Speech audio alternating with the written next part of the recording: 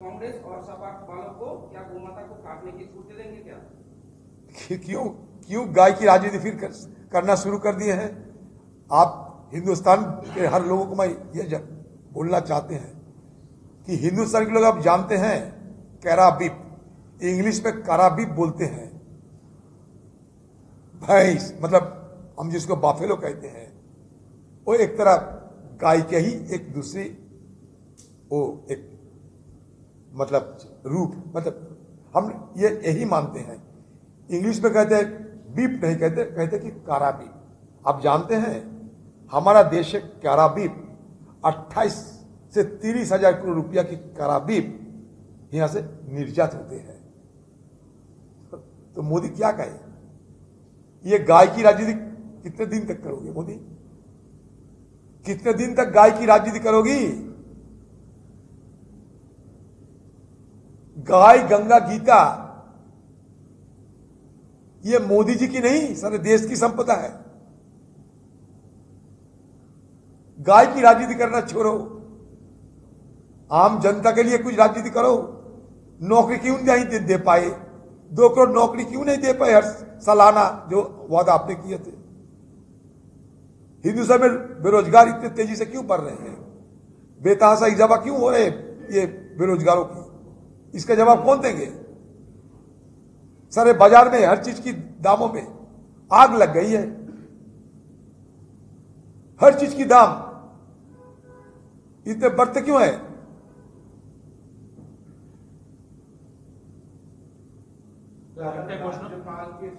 সন্দেশখালীর যে ঘটনা কতটা যে পরিকল্পিত এবং ষড়যন্ত্র ছিল সেটা এই স্টিং অপারেশন সেটা প্রমাণ করে দিচ্ছে। রাজ্যকে নিন্দা করার কত রকম ভাবে চেষ্টা হচ্ছে। দেখুন, কে স্টিং অপারেশন করেছে সেটা তদন্ত, সেটা আমি বলতে চাই না। সেটা বলতে গেলে বিজেপি দলের নেতার পক্ষে সওয়াল হয়ে যায়, সেটা আবার আরেকটা ব্যাখ্যা হবে। আমি তা বলতে চাইছি না। সন্দেশখালীর মা বোনদের কাছে একটু আমাদের যেতে দিন দিদি। তারা স্টিং করছে না স্টাং করছে, একটু যেতে দিন না।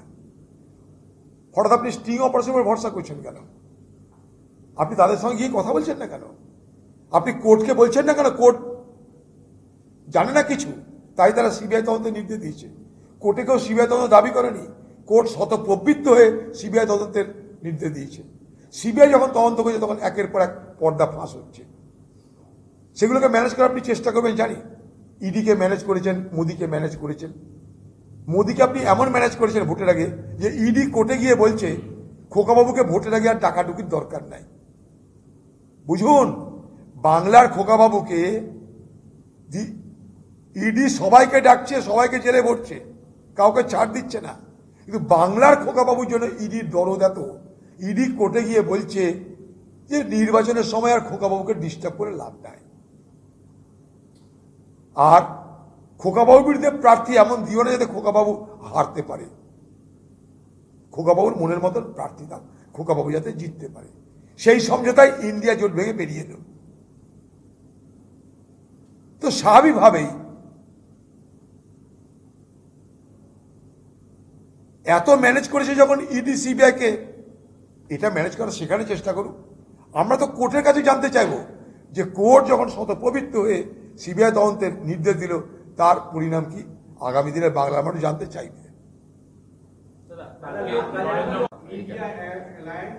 औरंगजेब फैन क्लब हो गया है, जनता को तय करना है कि मोदी के साथ जाना है या फैन क्लब के साथ।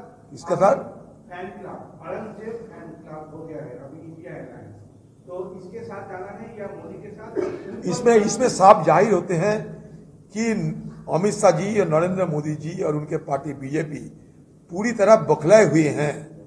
क्योंकि जब चुनाव शुरू हुई थी तो उनका ये यकीन थी कि हिंदुस्तान में 400 की संख्या पार करना बड़े आसानी से हो जाएगी, क्योंकि मोदी है तो मुमकिन है। 400 क्यों, 4000 से भी वो पार कर लेंगे।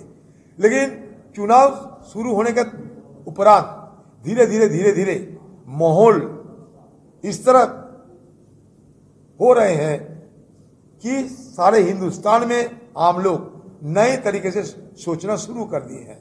और इसके चलते डर के मारे मोदी जी और अमित शाह जी किसी सूरत में कांग्रेस पार्टी को उनके छवि को धूमिल करने के लिए, बदनाम करने के लिए हर संभव प्रयास करेंगे। और साथ साथ और एक काम करेगा जिसको कहते हैं कि ध्रुवीकरण, चुनावी ध्रुवीकरण।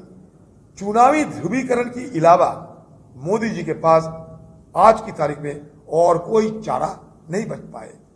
तो चुनावी ध्रुवीकरण, सांप्रदायिक विभाजन की राजनीति, सांप्रदायिक ध्रुवीकरण की राजनीति और जोर शोर से शुरू करने की बीजेपी की तैयारी हम देख रहे हैं हर जगह। इसके अलावा उनके पास और कोई बचा हुआ नहीं, क्योंकि देश को डुबा दिए हैं मोदी और अमित शाह जी, देश को डुबो दिए हैं। ये मैं नहीं कहते, मोदी जी की सरकार की जो वित्त मंत्री उनकी हस्बैंड भी कह रहे हैं। ये उनको थोड़ा सा पूछ लिया करो, उनको थोड़ा पूछ लिया करो।